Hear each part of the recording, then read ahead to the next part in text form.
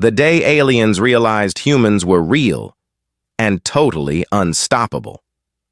The station floated at the edge of neutral space like a cold metal island. It had no flag. It belonged to no one. That was why both sides had agreed to meet there. The Kynthian collective had used it before many times with many species.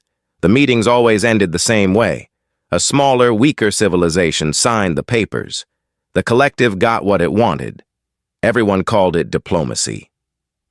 Ambassador Vel-Kar arrived 3 hours early. He liked to be settled before the other side walked in. He liked to already be sitting, already be calm, already be in control of the room before the first word was spoken. He had done this for 30 years. He was very good at it. He sat at the head of the long curved table and reviewed his notes one more time. And the species was called human.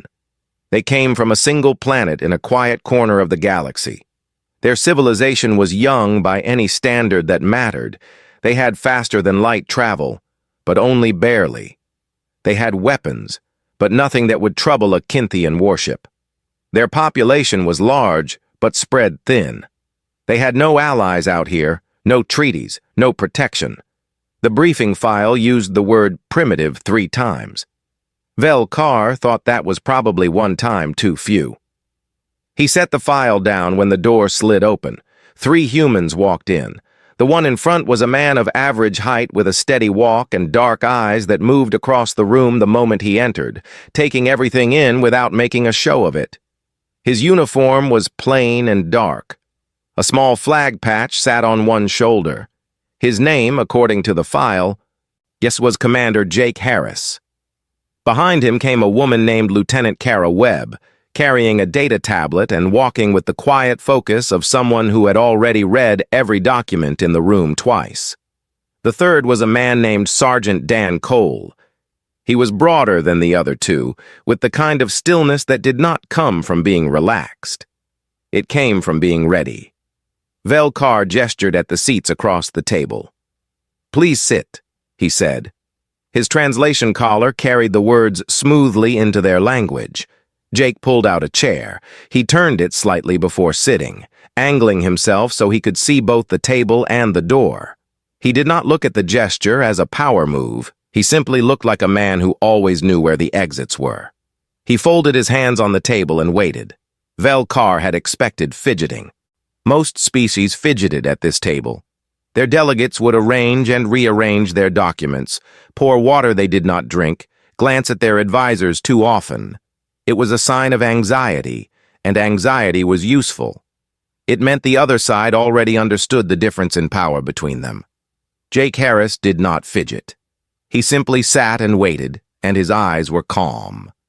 Vel-Kar cleared his throat. "The Kynthian Collective has reviewed your species' request for formal recognition within our governance framework. We have found your civilization to be at an early stage of development. Integration into the collective would bring your people significant advantages: trade access, medical technology, infrastructure support, most importantly, protection under collective law." Jake nodded once. "And what does the collective want in return?" "Compliance with collective law and governance, a standard taxation arrangement, and military contribution when called upon by the Council." "Military contribution," Jake repeated. "Service, yes, it is standard for all integrated species." "You mean conscription?" Vel-Kar paused for just a moment. "We mean contribution to collective security." Jake looked at Kara. She did not look up from her tablet. He looked back at the ambassador. "I want to make sure I understand you correctly.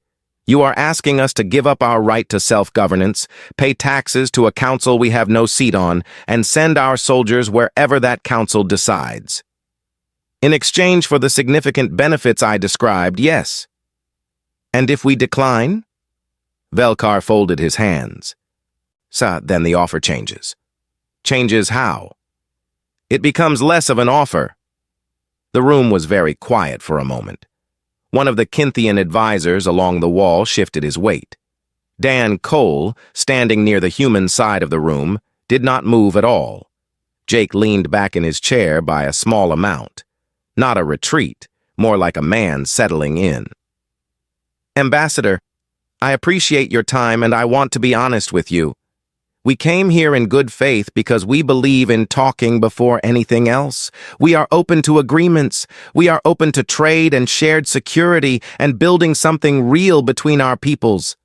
But we are not going to sign anything that takes away our right to make our own decisions or that sends our people into a war they did not choose. Velkar studied him. The words were direct, not angry, not desperate, just clear. That he had heard versions of this speech before from other species.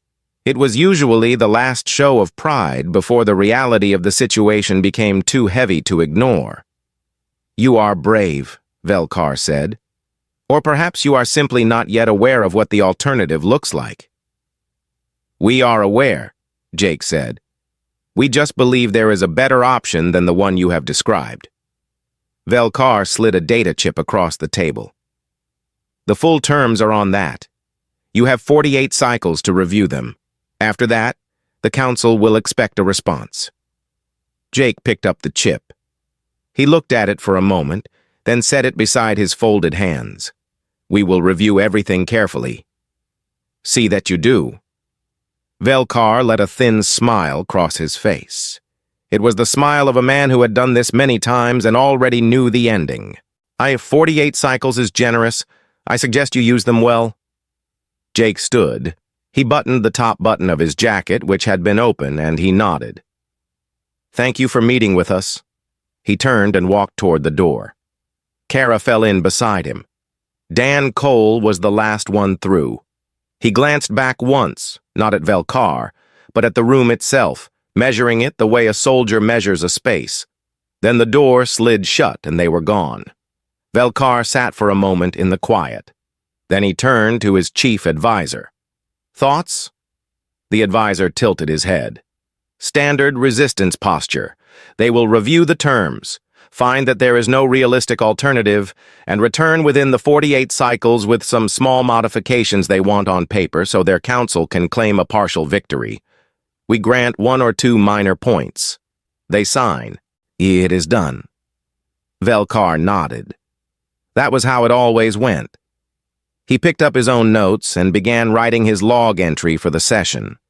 He described the human delegation as cooperative in tone, but unrealistic in expectation. He noted that a single standard fleet demonstration near their outer colonies would likely accelerate compliance if the 48 cycles produced no agreement. He marked the mission status as pending and set the file aside. He did not notice, as he wrote, that no one on his side of the table had been able to make Commander Jake Harris blink. He did not think it was important. He would think about it later, much later, when everything had already changed, and he would remember that calm and wonder how he had looked at it and seen nothing at all. The day aliens realized humans were real. And totally unstoppable. The 48 cycles passed slowly on the station. The Kynthian staff went about their routines. The advisors filed reports. Velkar took his meals in his private room and read his briefings and waited for the message that would tell him the humans had made their decision. The message came on the final cycle. It was short. Commander Jake Harris requested a second meeting. He did not say whether it was to accept or to negotiate further. Velkar assumed it was acceptance. They always accepted by now. The weight of reality had a way of settling on a species during those 48 cycles. They would look at their fleet numbers. They would look at the collective's fleet numbers. They would do the math and arrive at the only conclusion the math allowed. And he confirmed the meeting and went to sleep with the easy confidence of a man who already knew how the morning would go. Jake Harris arrived on time again. The same 3 people. The same quiet walk. Kara Webb with her tablet. Dan Cole near the door, Jake at the table with his hands folded, and that same unhurried calm that Velkar was beginning to find mildly unusual. We have reviewed your terms, Jake said. And you accept, Velkar said.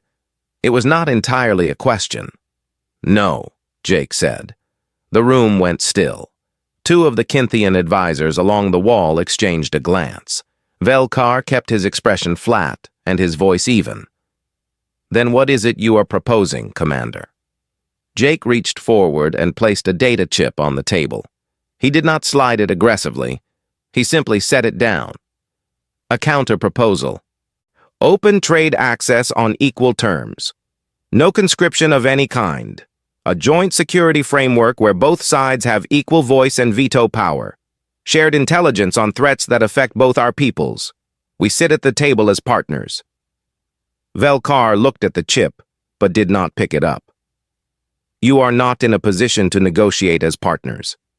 With respect, we disagree. Commander. Velkar's voice was patient, but firm. Your entire fleet is fewer than 300 ships.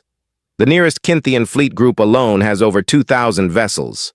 Your weapons systems are projectile-based. Your ships are slower than our courier vessels. You have no allies in this region. You have no treaties. You have nothing that gives you standing to make demands of the collective. Jake was quiet for a moment. The quiet was not uncomfortable for him, and it was the kind of quiet a man used when he was about to say something important and wanted it to land correctly. Ambassador, can I ask you something? Velkar opened one hand. Go ahead. Do you know what Earth's surface gravity is? The question was so unexpected that Velkar blinked before he could stop himself. It is in your planetary file, approximately 9.8 meters per second squared. That is correct. And Kinthia Prime? 6.1. So your people have lived and trained under 6.1 their entire lives. Every soldier, every worker, every citizen, 6.1 from birth. Jake paused. Our people have lived and trained under 9.8. Every human who has ever walked, run, lifted, worked, or fought has done it under a gravitational load that is nearly 60% heavier than what your soldiers experience every day. Velkar said nothing. He was listening now in a way he had not been listening before. Kara Webb turned her tablet around and slid it across the table. On the screen was a document. It was dense with numbers and comparative charts. Velkar leaned forward slightly. The document showed human biological data alongside 6 other species that were already part of the collective's military structure: bone density, muscle fiber composition, recovery time after injury, pain response thresholds, cardiovascular output under sustained effort, fatigue timelines measured in hours of continuous high-intensity activity. The human numbers were not just different. They were different in a way that made the Kinthian advisor to Velkar's left stand up slightly from his chair to get a closer look. What are we looking at? Velkar asked. You are looking at what happens when a species spends hundreds of thousands of years evolving on a high-gravity world full of things that were trying to eat them, Jake said. You are looking at bone structures dense enough that human soldiers can take impact forces that would shatter the limbs of 3 of the 6 species on that list. You are looking at a cardiovascular system that can sustain high output for hours longer than anything the collective has seen from comparable body mass species. You are looking at pain tolerance ranges that our own doctors still argue about, because the upper end of what a human can function through is outside what their models predicted was survivable. The room was very quiet. The Kinthian advisor, who had stood up, sat back down slowly. He was still reading the document. This is not a threat, Jake said. I want to make that clear. We are not sitting here trying to scare you. We are sharing information because we believe that if you understood what you were actually looking at when you looked at us, this conversation would go differently. He leaned forward just slightly. We are not the small, soft species in your briefing file, Ambassador. We are something that your briefing file did not have the information to describe correctly. Velkar looked at the data for a long moment. Then he looked at Jake. Even if everything in this document is accurate, and it does not change the difference in our fleet sizes. You are right, Jake said. It does not, but it changes the calculation of what a conflict between us would actually cost, and we think, if you are the kind of leader we believe you are, you would rather know the real cost before any decision is made." There was a long silence. Velkar picked up the data chip Jake had placed on the table. He held it for a moment without looking at it. "I will review your counter-proposal," he said. "That is all I am committing to at this time." "That is all we are asking," Jake said. They left the same way they always did, quietly, without looking back. Velkar watched the door close and then turned to his advisor. The advisor was still looking at the tablet screen. He had not moved since he sat back down. What do you think?" Velkar asked him. The advisor looked up. "I think," he said slowly, "that we did not read their file carefully enough." Velkar took the tablet and looked at it again. He stayed with it for a long time. Outside the viewport, stars drifted past in the slow rotation of the station. Somewhere far beyond them was a quiet planet with an unremarkable sun and apparently a surface that had been building something extraordinary for a very long time without anyone out here knowing about it. He set the tablet down and reached for the counter-proposal chip. He told himself he was only going to glance at it. He read it 3 times. The day aliens realized humans were real and totally unstoppable. Nobody planned what happened on Cycle 6. It did not come from any order or strategy. It was not an escalation that either side had arranged. It started with a young officer making a bad decision on a patrol route, and it ended with a piece of camera footage that changed everything. The Kynthian patrol vessel was running a standard route near the outer edge of the neutral zone when it picked up a signal from a human survey ship. The survey ship was small, built for mapping and data collection. It had no weapons. It was crewed by 3 people, a pilot, a systems officer, and 1 security observer who had come aboard as part of the diplomatic mission. The security observer was Sergeant Dan Cole. The patrol captain's name was Greth Vor.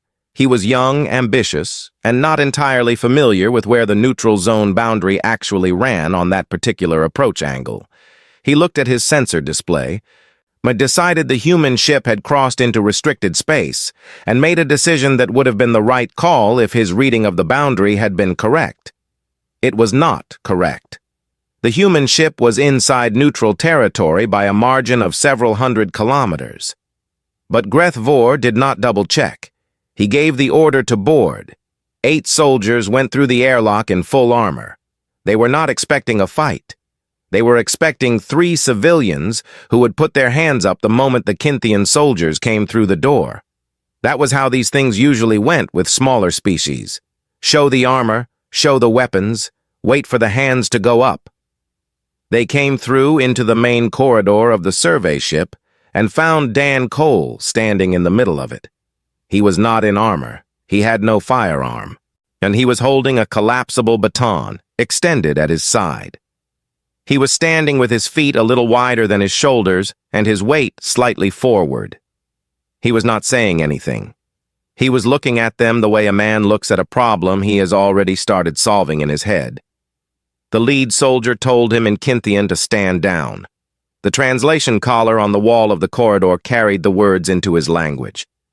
Dan Cole looked at the collar, then back at the soldiers. "This ship is in neutral space," he said. His voice was level, not loud, not shaking. "You do not have the right to be here. Leave the way you came and we will call it a navigation error." The lead soldier raised his weapon and stepped forward. What happened next lasted 4 minutes and 32 seconds. The ship's internal cameras recorded every frame of it. The Dan Cole moved first. He did not wait for the soldier to close the distance. He closed it himself, which was the last thing the soldier expected, and the baton hit the inside of the weapon arm before the trigger was reached. The weapon went sideways. Dan was already past it, past the soldier, putting the first one between himself and the others the way water moves around a rock, smooth and without hesitation. He fought the way he had been trained to fight, which was efficiently and without any of the hesitation that comes from wondering whether the situation is really as serious as it looks. He already knew it was serious.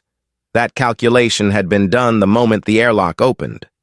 6 of the 8 soldiers went down in those 4 minutes and 32 seconds. Then 2 retreated back through the airlock and sealed it from the other side. The 6 on the floor were breathing. None of them were in danger of dying. Dan Cole had been precise about that. He had put them down hard enough to end the fight and not one bit harder. He stood in the corridor when it was over. He was breathing hard. There were 3 cuts on his left forearm from the edge of a soldier's armor plating. One side of his face was bruised where something had connected. He was not moving with any sign that the bruise bothered him. He looked at the sealed airlock for a moment, then turned and walked to the communications panel. "Cole to Harris," he said. Jake Harris's voice came back almost immediately. "Go ahead." "We had a boarding attempt. 8 soldiers. They came in without warning. The ship is secure. I have 6 of them on the floor, and 2 that went back through the lock." There was a short pause. "Are you hurt?" "Cuts on my arm. Nothing serious." "What about our crew?" "Locked in the rear compartment. Safe. No contact." "Stay put. I am contacting the station now." The footage reached Velkar within the hour. He watched it in his private room with his door closed and no advisors present. He watched it once all the way through without stopping. Then he went back to the beginning and watched it again, this time pausing at several points to study the motion more carefully. Then he called his chief military advisor and had him come to the room. The advisor watched it twice without saying a word. When it finished the second time, he stood there in the quiet and stared at the still image on the final frame, that which showed Dan Cole standing alone in the corridor with 6 armored soldiers on the floor around him. "He is not exceptional," Velkar said quietly, almost to himself. He was remembering what Commander Harris had said in their first meeting. "You are not looking at what you think you are looking at." The advisor spoke carefully. "The movement patterns, the transitions between opponents. He was not reacting to each one individually. He was managing all of them at once, using space and positioning to prevent them from grouping on him. That is an advanced technique.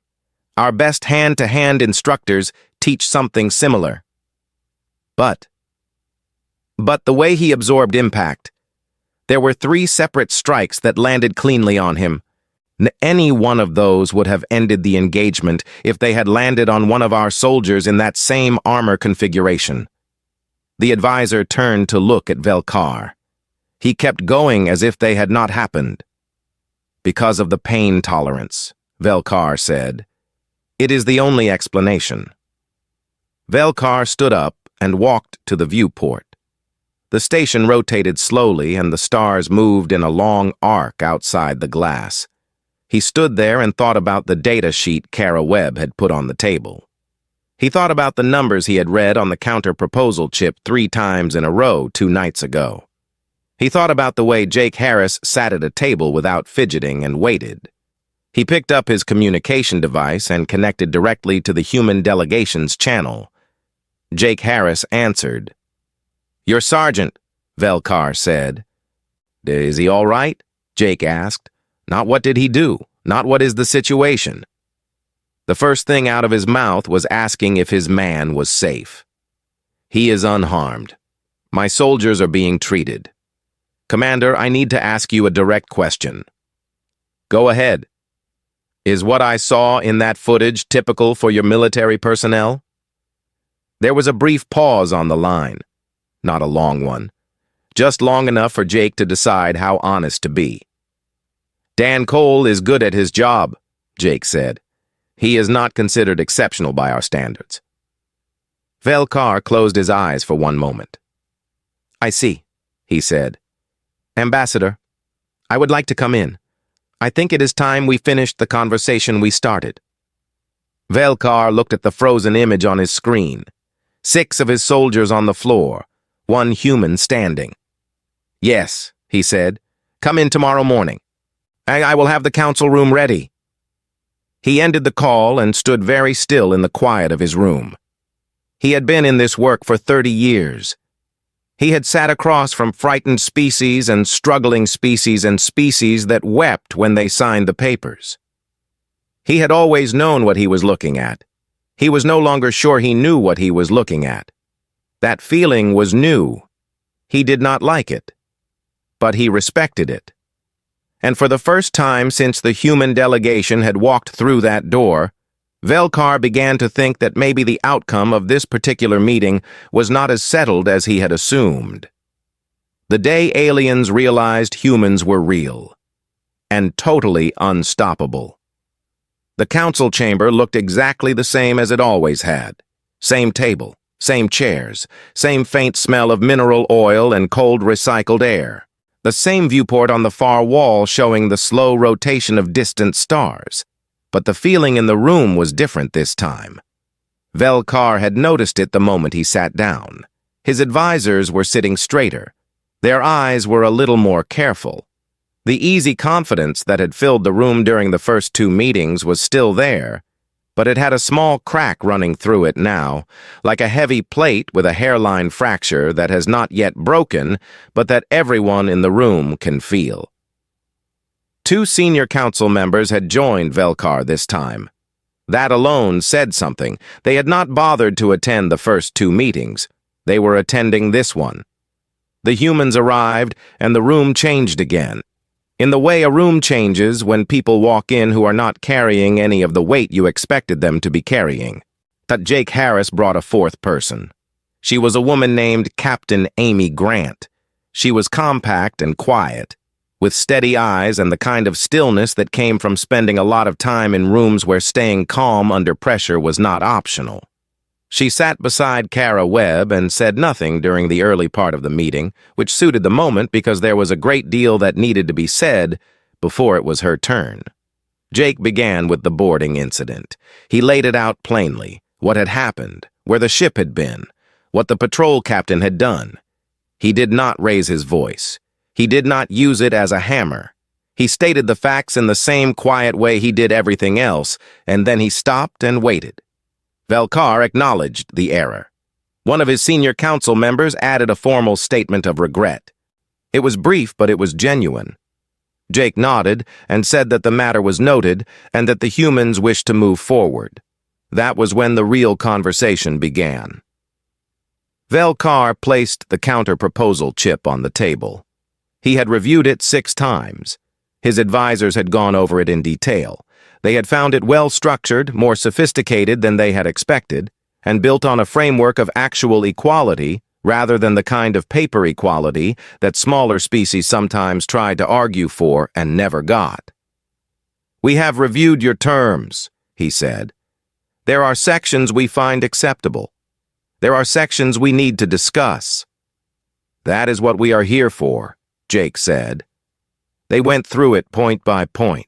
Trade access moved quickly. Both sides wanted it.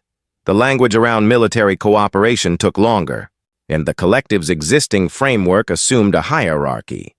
The humans had written their framework around mutual consultation and shared authority, with neither side being able to commit the other's forces without formal agreement. It was a clean concept. It was also something the collective had never agreed to with any species, and 2 of Velkar's advisors made that point clearly.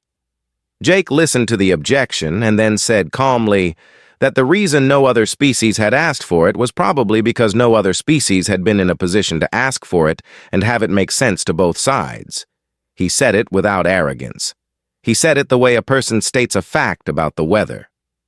The room went quiet for a moment. Then Velkar said he would like to take a short break, and he and the senior council members stepped out.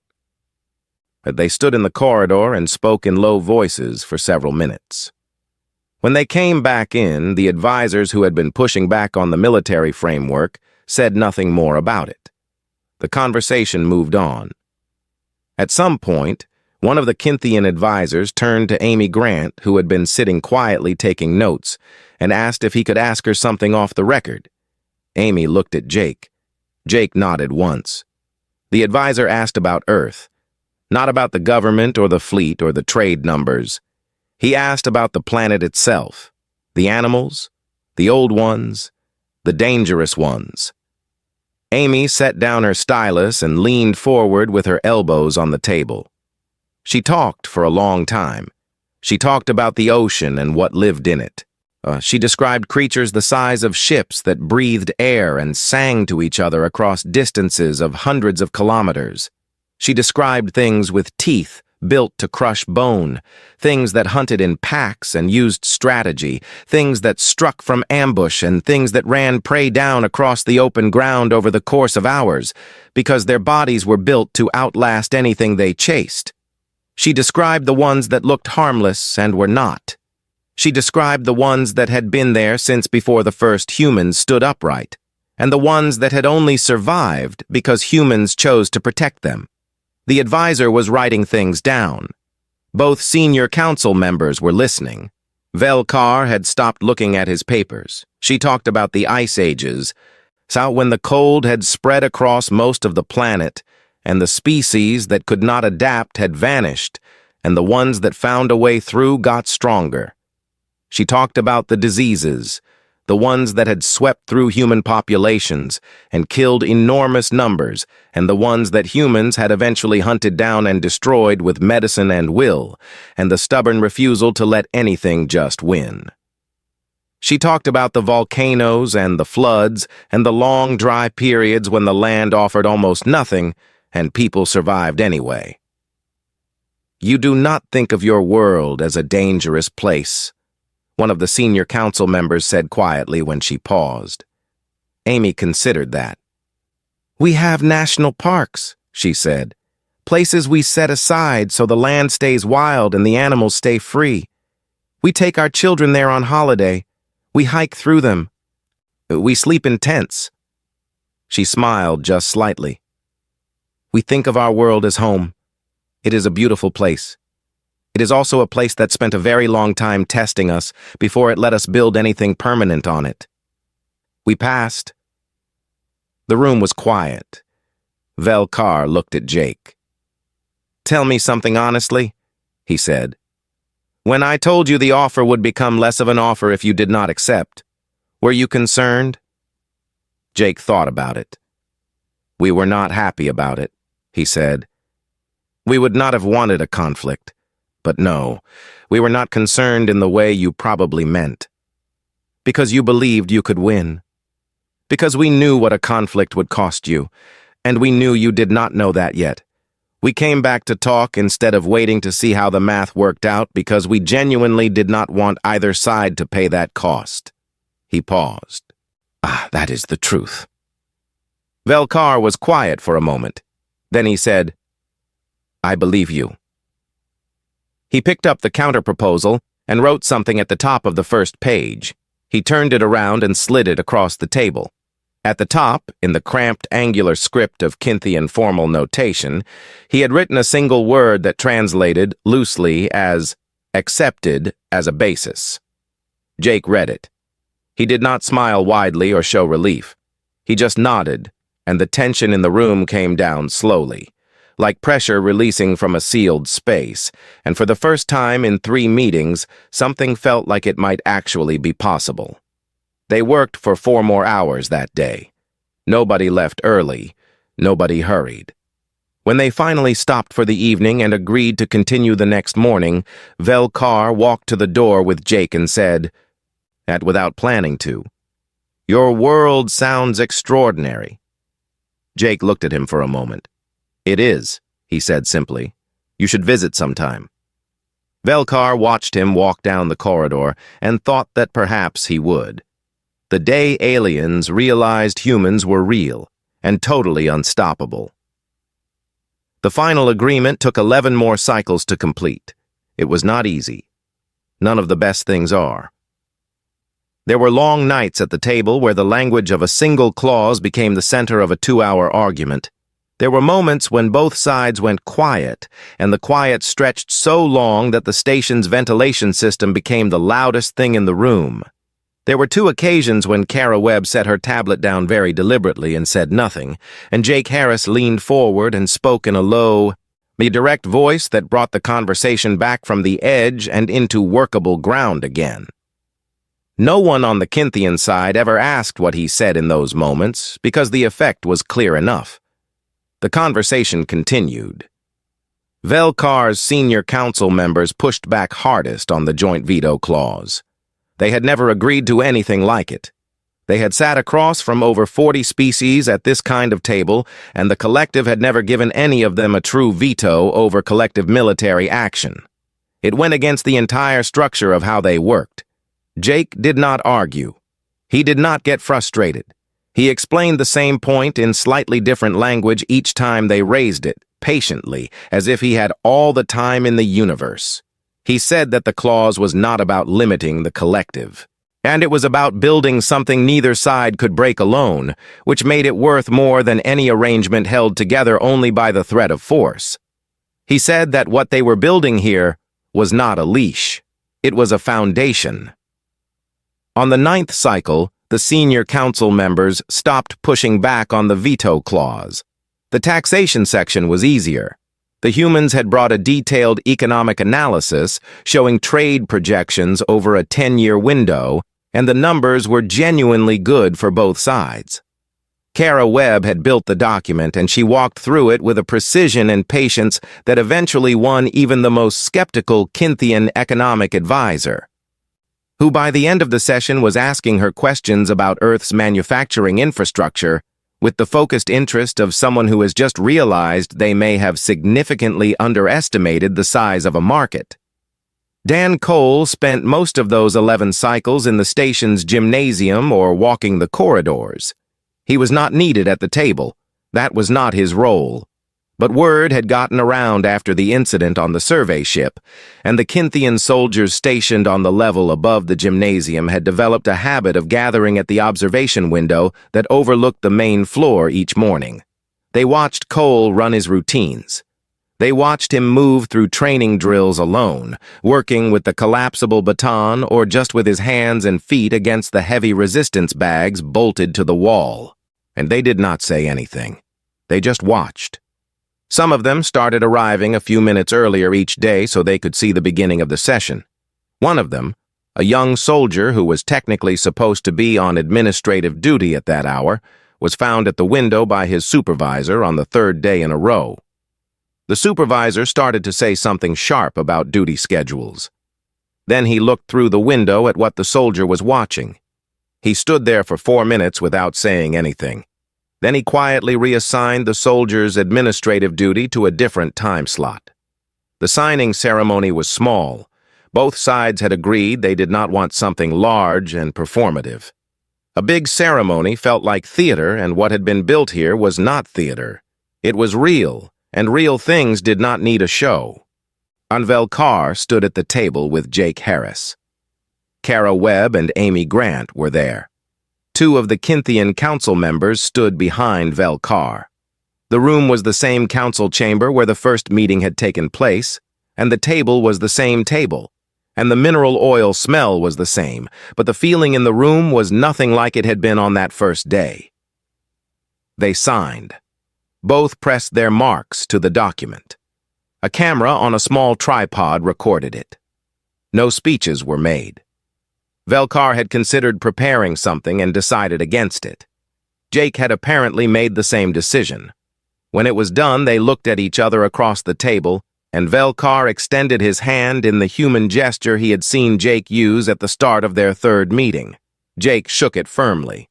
"Good work," Jake said. "Aye on both sides," Velkar replied. The room emptied slowly. Amy Grant walked out with the Kynthian economic advisor, the 2 of them still talking about freight corridor routing as if the signing had been a brief interruption in a conversation they intended to continue for a long time. Velkar walked to the viewport after everyone had gone and stood there alone. He looked out at the stretch of space beyond the station glass. Out there, past the neutral zone markers and the patrol routes and the long dark between stars, was a system he had once described in a log entry as unremarkable. A quiet star, a mid-tier planet, a young civilization that had not yet understood the power differential between itself and the collective. He had been wrong about most of that. The planet was not mid-tier. He understood that now. And a world with that gravity and that history of hostile biology and that geological violence had not produced a mid-tier species. It had produced something that came to a diplomatic table without fidgeting, that sent a single unarmed soldier against 8 armed ones, and had that soldier come out standing, that talked about its dangerous and beautiful home with the easy pride of people who knew exactly what they were and were not embarrassed by any of it. He had almost sent a fleet. He had written it in his log on the first night. A single standard fleet demonstration near their outer colonies would likely accelerate compliance. He was glad the fleet had stayed where it was.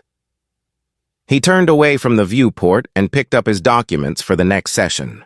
And there was already a follow-up meeting scheduled for the first joint trade convoy coordination. The Kynthian economic advisor had requested that Kara Webb attend that one specifically. Vel Carr had already approved it.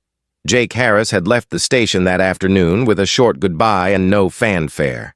He had filed his reports, briefed his crew, and boarded the transport back to Earth on schedule. From what Vel Carr understood of human culture, he would probably write a summary for the diplomatic record and then take a few days off before the next thing began. Vel Carr hoped he rested well.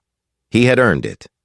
He also hoped, in a quiet way, that he would not have expected to feel a month ago that they would meet again at this table. Not because of a crisis or a conflict or a term that needed renegotiating, just because the conversation had turned out to be one worth having. Out beyond the station, in the slow dark between stars, the first joint human-Kynthian trade convoy was already being planned. 30 cycles out, it would leave from a human port and cross into collective space carrying goods that neither side had been able to access before, crewed in part by both species for the first time in history. It would not be the last convoy, it would be the first of many. And on Earth, in a quiet part of the country where the air was clean and the nights showed the stars without interference, Jake Harris sat on the back porch of his family's house and looked up at the sky for a long time. He did not say anything. He just looked. The stars looked back, the way they always had, full of everything that was still out there waiting. And he went inside when it got cold, made coffee, sat at the kitchen table with the mug in both hands, and let the quiet of the house settle around him. There was more work in the morning. There was always more work in the morning. He was looking forward to it.